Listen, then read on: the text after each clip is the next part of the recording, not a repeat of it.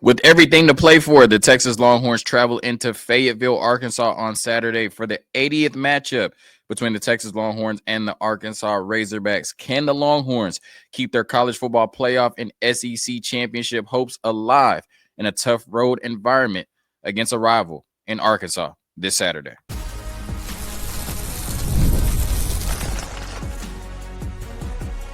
You are Locked On Longhorns, your daily podcast on the Texas Longhorns. Part of the Locked On Podcast Network, your team every day. A rivalry renewed. Saturday will mark the 80th matchup between the Texas Longhorns and the Arkansas Razorbacks. And so we got the experts, Jonathan Davis from Locked On Longhorns and John Nabors from Locked On Razorbacks, to discuss these two teams playing for the first time in the SEC. And John, I want to ask you, I want to, just get right into it and ask you, why do Arkansas fans hate Texas so much? Or we got to start spicy. Why do Arkansas fans hate Texas so much? It's funny because it stems all the way back to the Southwest Conference. And that was 91, 92, I think, when Arkansas left for the SEC. But just like me, so many other Razorback fans had their dad or their mom growing up where they hated Texas. My dad hated Texas, still hates Texas, and it just never went away. So that hatred just kind of got passed on a little bit.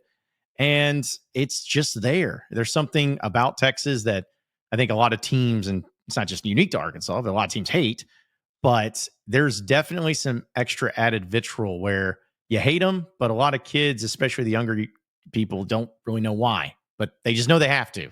It's just part of the culture, I guess, of Arkansas. Yeah, that's what's, kind of weird to me, because when you look at, I was born in 93. So they've only played 6 times in my lifetime. And it's like, like you said, it's kind of, you've heard about, the big matchups and the rivalry, but we haven't necessarily lived it. I think that, now with both teams being in the SEC and playing every year will be, a bigger part of our lives, and you kind of renew the, Arkansas and Texas and the hatred.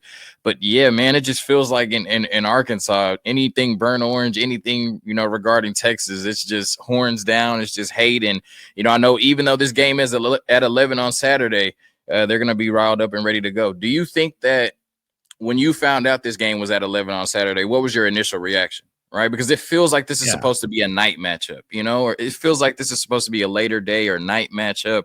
And 11 a.m., I feel like it takes a little bit of the sting off of it.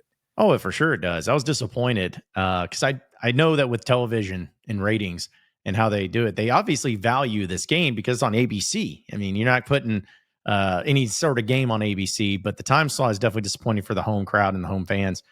I think there'll be a decent crowd there. It hasn't gone exactly great for Arkansas, but it's still Texas. There'll still be a lot of that there and a lot of energy and pent up from the hatred and everything. But it's also a little bit from, you think about the amount of kids and students that go to the University of Arkansas from the state of Texas. Because just until recently, I don't know if anyone knows this, but just until recently, you were allowed in-state tuition if you're from the state of Texas. That's the type of deal that you got. And so it got to the point where over 50% of the campus at the University of Arkansas is from Texas. That's why there's a huge Dallas presence and all of that. So I think there's also an element of that too, where, the big state school flagship there in Texas, with the kids leaving Texas, coming to Arkansas, it stems from that as well. But I was bummed for an 11 a.m. Night games are always fun, but Arkansas got 2 SEC night games, so that was nice. But I feel like for the road teams, having a game at 11 a.m., I feel like should benefit the road team. Maybe it doesn't, but I feel like it should. Yeah, it certainly could. I think that, we kind of saw this with the Big 12 games. I do think that it'll be packed out, and, I think there will be, a certain amount of Texas fans there too. But like you said, people are going to really get up for this game in Arkansas. But yeah, I do think it benefits Texas a little bit. It's just strange things happen in college football, especially at night, really, in the SEC at that 2:30 slot as well. But it just feels like at nighttime when people have been tailgating all day. Like I said, I don't want to challenge anybody, but there's just only a certain amount of alcohol you can consume before 11 a.m. It's just only so much tailgating and so much turning up you can do before 11 a.m. It just feels like a night game in those type of environments. That's when the magic happens. Like, that's when the strange things happen. That's when you see a team like Arkansas kind of punch up and maybe, take down a Texas at 11. Like you said, it just kind of feels like that's going to benefit the road team because it doesn't feel like the home crowd will be as amped as they would for a nighttime kickoff. And, hopefully moving forward, the game will get the respect that it deserves. Like you said, it's on ABC, but definitely got the, least favorable time slot that was available. Oh, yeah. And I'm not saying Arkansas will for sure rush the field if they won this game, which I think they probably will. But, it's just weird seeing a field get rushed at like 2:30 in the afternoon. It doesn't have the same glitz and glamour under the lights of rushing the field. So I think there's an element of that too. But either way, I think it's and reportedly, supposedly, to help Arkansas coming off of a bye week, get ready for Texas and being at home. But Arkansas at home is not very good. And also Arkansas coming off a bye week has not been very good. So I don't know how much that'll help, but the energy will be there to start the game. It'll be interesting to see how long that energy lasts, because I feel like this could go a lot of different directions for Arkansas for sure. Yeah, and hopefully, Texas can take the air out of the crowd really quickly. Speaking of that crowd and speaking of rushing the field, I can't remember, did they rush the field after Tennessee? They did. Yeah. They did. Okay. And, obviously for great reason. I think, was Tennessee the number one team? No, they weren't the number one, but they were top three, right? Yeah, they or were top four. They're number 4 team in the country. And it was the first top 5 win that Arkansas had in Fayetteville since 1999. So I think that was probably a big part of it. It's just, you haven't seen very many top 5 wins in Fayetteville. Yeah, so certainly good reason, for that crowd to rush the field, and I believe that game was at night. How do you think, if Arkansas is able to pull off the upset, how do you think a win in this game would compare to a win over Tennessee? Because it just feels like a win over Texas, especially, like I said, with this being the 80th matchup between these two teams, a bona fide rivalry, it feels like a win over Texas, not to, take the SEC slogan, but would mean just a little bit more than a win over Tennessee. What do you think? No, 100%. 100% it would mean more, because it's Texas. There's a lot of history, as you mentioned there. But also, I don't know if it would for sure do it. But there would be something satisfying for Razorback fans knowing that they killed the chances of Texas making the playoff, or Texas winning the SEC by winning this game. I know it could be pretty chaotic in the final few weeks, and who knows, maybe they'd still have a shot at it. But there would be something extremely satisfying about that for Razorback fans.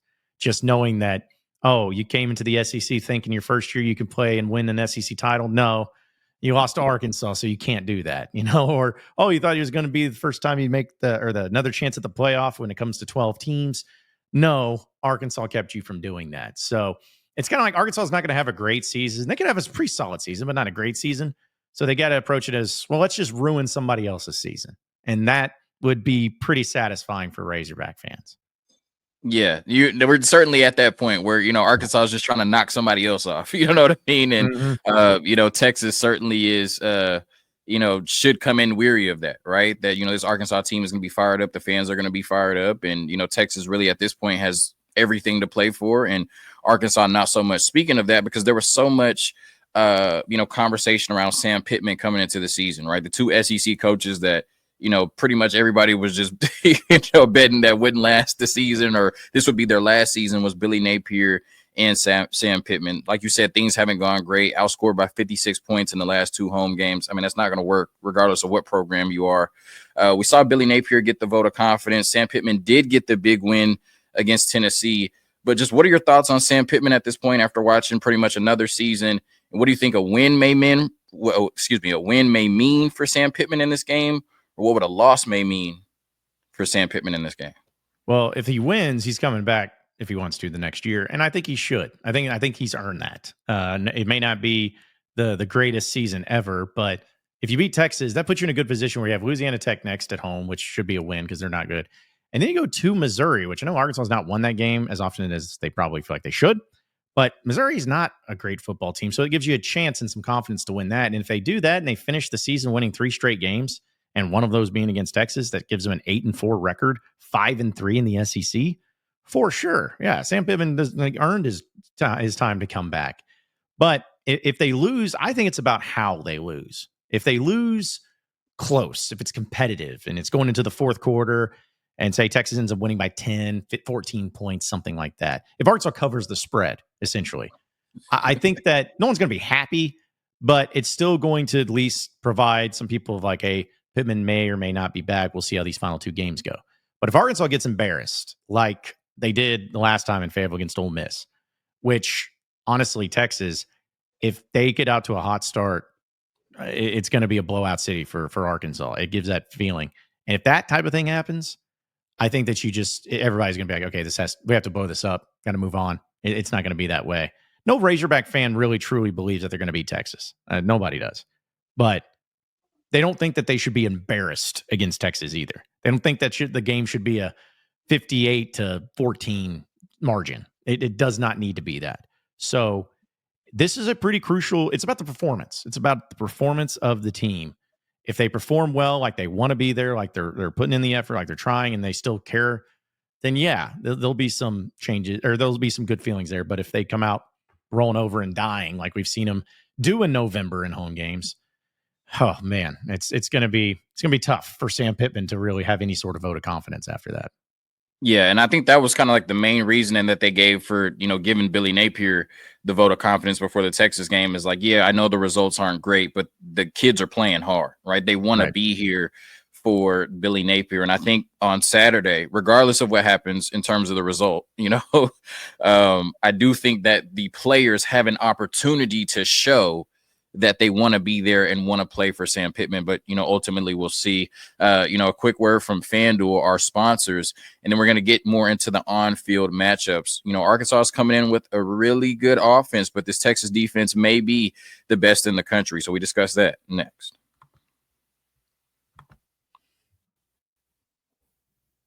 All right, as mentioned before, today's Locked On crossover between the Locked On Longhorns and the Locked On Razorbacks is brought to you by FanDuel. Get ready to tackle the NFL action with FanDuel, America's #1 sportsbook. Right now, new customers can bet $5 and get $150 in bonus bets if you win. The FanDuel Sportsbook gives you everything you need to place live bets on the National Football League all in one place. When you get a hunch in the middle of the game, you can check out the latest stats, view live play-by-play, and so much more on the same page where you place your bets. So just visit FanDuel.com to join today. You'll get started with $150 in bonus bets if you win your first $5 bet. That is FanDuel.com. Never waste a hunch and make every moment more with FanDuel, an official sportsbook partner of the National Football League.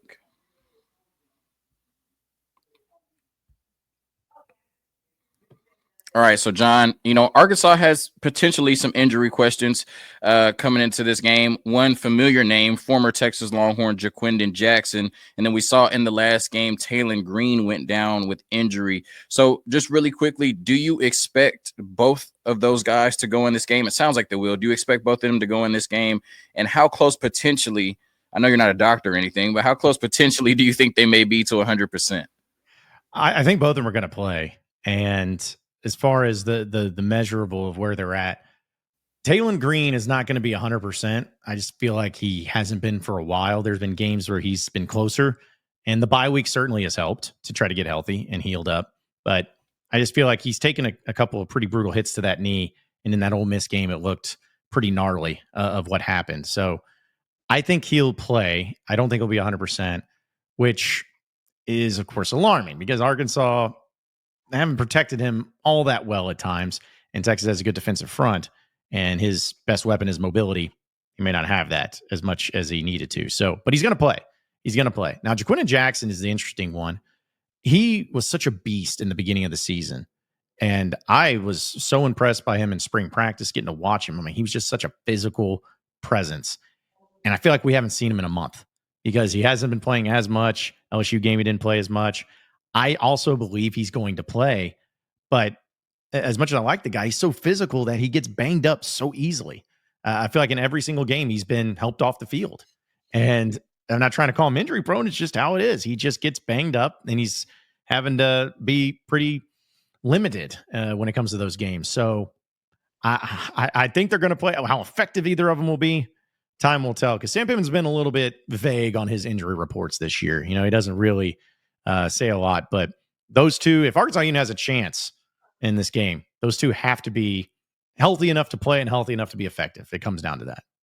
Yeah, I mean, you look at this offense, the second best offense in the SEC. Surprisingly, when I was looking up this morning, the 11th best passing offense in the country, but they're pretty good at running the ball as well. Top 35 in the country in terms of running the ball. So, I think we talked about this a little bit on the SEC squad, but Arkansas may be the best offense. I know everybody's trying to, dilute what the Texas defense has done. Arkansas may be the best offense that Texas has faced this season, which is surprising to say. And a lot of it has to do with Bobby Petrino, right? The way that he's dialing it up. So what do you expect from this Arkansas offense coming into this game? I mean, because, for them to have a chance to win, they're going to have to put points on the board and match this Texas offense that's coming off of 49 points against Florida.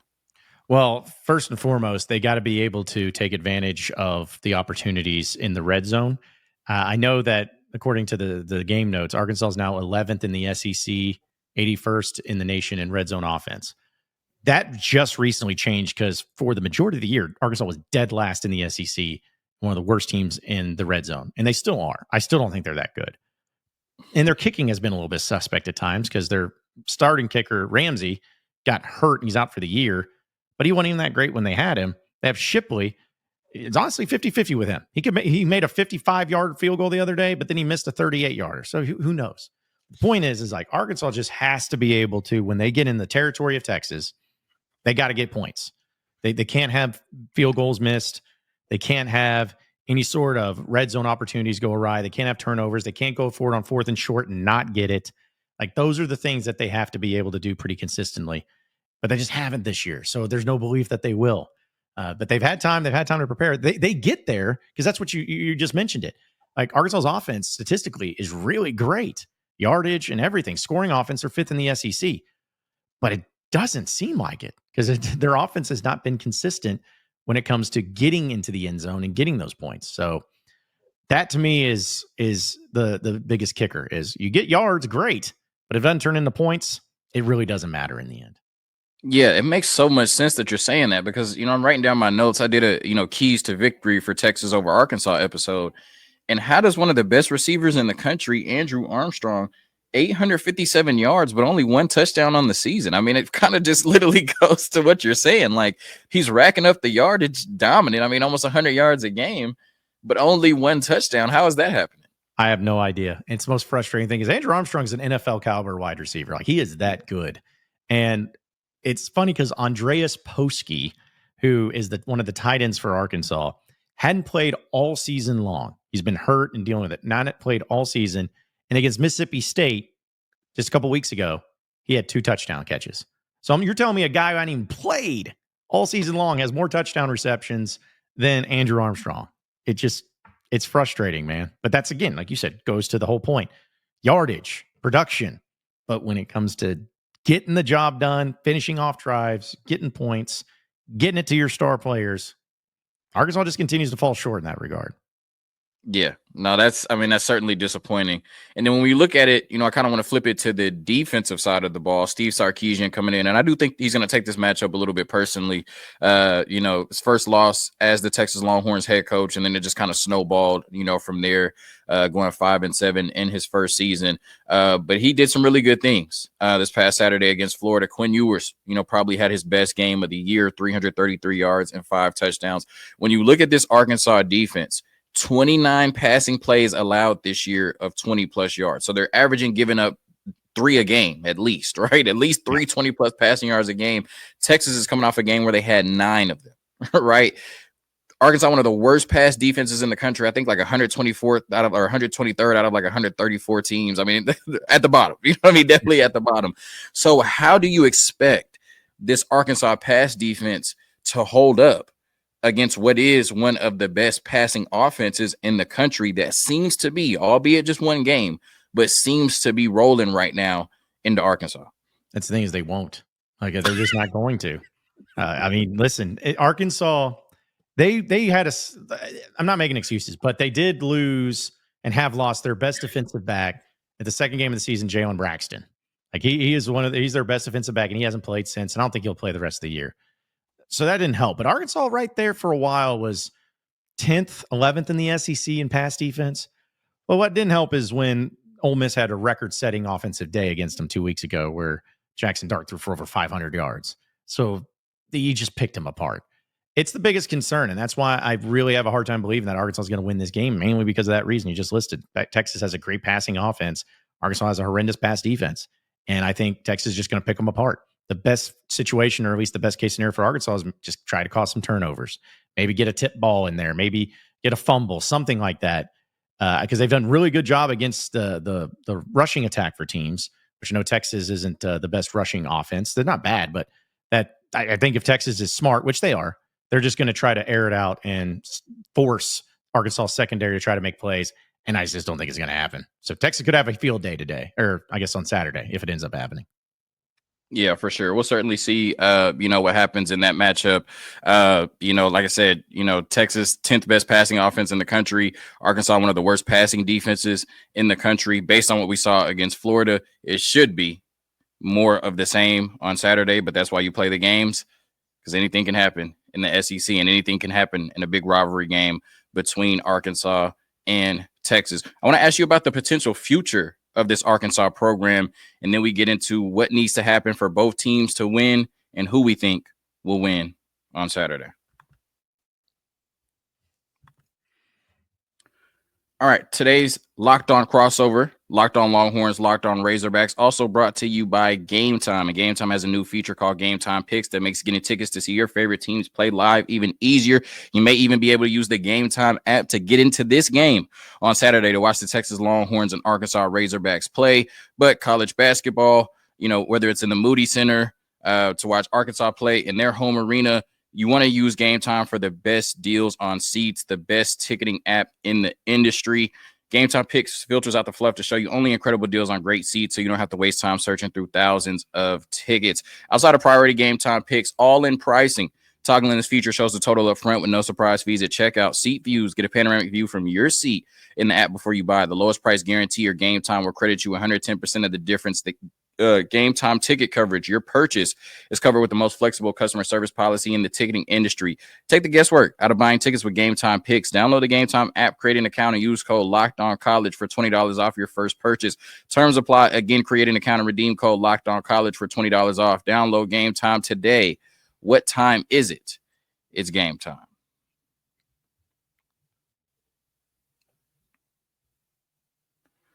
All right, rounding out the Locked On crossover, Locked On Razorbacks, Locked On Longhorns, Jonathan Davis, John Nabors. It's funny because last week I did the crossover with Brandon Olson from Locked On Gators, and then now I'm doing it with you, and it's just been so much apathy, right? It's just been so much, my team sucks, this game isn't going to be close, just get me to the end of the season. And so it's geez, but I want to give you an opportunity to shed some sunshine potentially on the Arkansas Razorbacks. What are your thoughts on the future of this program? Do you think that this is a program that maybe in the next 3 to 4 years could compete for an SEC championship or a college football playoff spot potentially? What does the future of the Arkansas Razorbacks look like right now?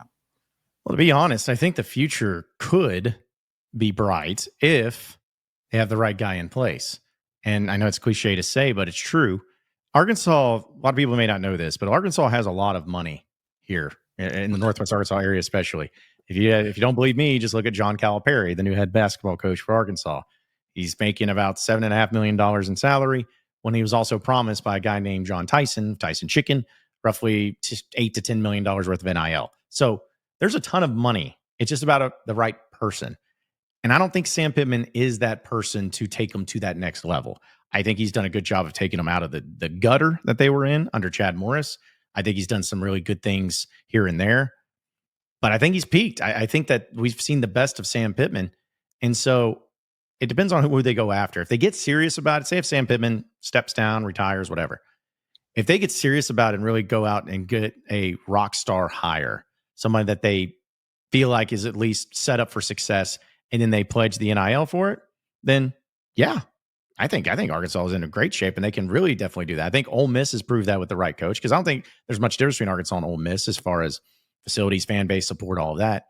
Same thing with Missouri. So if those schools can do it, Arkansas 100% can do it. It's just a matter of making the right decisions. I think they've done a good job in coaching hiring for basketball with the 100-year check athletic director. He did it for Eric Musselman. I say John Calipari. And, he hired Sam Pittman because there really wasn't other options. So I'll be curious to see what happens. But if they're going to do it, I just don't think it's going to be Sam Pittman. Plain and simple. Right. And that makes a lot of sense. Really quickly, I just have to ask, just because I don't know, like, what is Jerry Jones' investment level into the program, right? Because I mean, it's like Jerry Jones. I mean, I feel like he could damn near single-handedly, help take Arkansas to the next level, but it just doesn't feel like he's super involved outside of having Arkansas play in his backyard every year. He's involved when he wants to be. He's involved. He built a facility there for the academics for student athletes there. It's a huge, great, incredible facility. And he gives. There's things here, but I think a lot of times Jerry, as much as they love him, they don't really need him involved in some of the decisions because, from my understanding, the Chad Morris fiasco, one of those people who were advocating for him was Jerry Jones, and we saw how that went. So they love him. We all love Jerry. We just don't need him involved in certain decision making. But who knows? Maybe this will be something to where he'll pay some money. Maybe because of his close relationship with Deion Sanders, he brings Coach Prime to Arkansas. I don't know. I have no idea. But it'd be nice if he would get involved. We like his money, and he loves the Hogs. So, I mean, I've heard money can do a lot of great things for athletic departments if you have a little bit of it. Yeah, I'm a Cowboys fan, so I 100% agree. I think he needs to stop making as many decisions for the Cowboys as he does. Like you said, just fling that money around and just stay out the way and shut up. You know what I'm saying? Yep. So I completely agree with that. And maybe he needs to do a little bit more of that for Arkansas. If Arkansas is going to win this game on Saturday, John, what needs to happen? I don't think we need for you to predict the game. I think you've done that for the first 25 minutes. I think you've made it very clear who you think is going to win this game. But if Arkansas has a chance, what is going to happen on Saturday? They got to win the turnover battle, and they got to win it effectively in the point of Arkansas not turning it over and Texas having 3, 4, 5 turnovers. To me, that's going to be their best case. That offense for Texas is scary in the passing game. Well, you either got to get to Quinn Ewers, put some pressure on him, or you got to make plays in the secondary. And I don't know if Arkansas is capable of either one of them. But just to maybe shake the confidence a little bit, he has one bad throw that gets picked off, or maybe he has a strip sack type of thing. Something that could really turn the tide a bit. To me, that's going to be Arkansas's best chance at winning this game. Again, I don't have much confidence in that, but Texas is a team that's going to be coming in motivated. They're going to want to pile it on. They're not going to leave any doubt. So Arkansas has to be prepared for that. Can they turn the table? Can they get the crowd in it? That's also going to be the key is the start. If Arkansas starts badly, it's over. There's no coming back. Arkansas has to get to halftime. Even if they're down no more than 7, maybe 10 points. If they're down any more than that, it's curtains, it's over with. So turnovers, gotta do that, and gotta get points when you get into Texas territory. If you do both of those things, I don't even know if that's enough for Arkansas to win, but at least we'll make it a game late in the fourth quarter. Yeah, I think for the Texas Longhorns, Quinn Ewers has to continue to play with confidence. We saw him pushing the ball down the field against Florida like no other. I mentioned that his average depth of target in that game was 9.4. His highest in any other game this season was 6.3. All right, so he was feeling a lot different against Florida, and that's going to have to continue against Arkansas. We're going to have to get the run game going. Arkansas, I believe, top 35, top 40, something like that in terms of stopping the run. Maybe it's because teams are just passing it all over them. I don't know. But, we can't allow Arkansas to make us one-dimensional and then force Quinn to throw the ball 40 times because he has been turnover prone. So if you kind of force the game to be all on Quinn Ewers' shoulders, there will be some opportunities maybe for that defense to kind of flip momentum against Quinn Ewers. Defensively, we have to be able to stop the run. I'm not sure how healthy Taylon Green and Jaquindon Jackson will be. When they are healthy, that is a very dynamic duo in terms of running the ball. Texas just allowed 197 rushing yards to Florida last week. So that could be an opportunity for Arkansas to get rolling, keep the time of possession, and, maybe keep the ball away from the Texas offense and make some plays.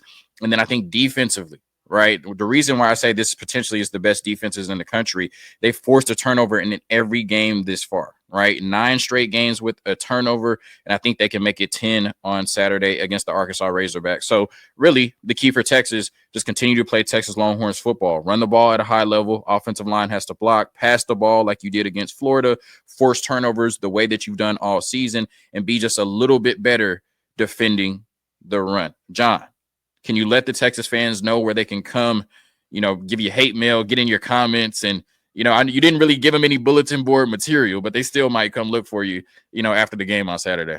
Yeah, if they wanted to, if this was earlier in the year, I may have given them some more, but yeah, and at this point, whatever. But if they want to, it's Locked On Razorbacks. You can find it wherever podcasts are found and go on YouTube. You can also follow me on social media at John Nabors Show.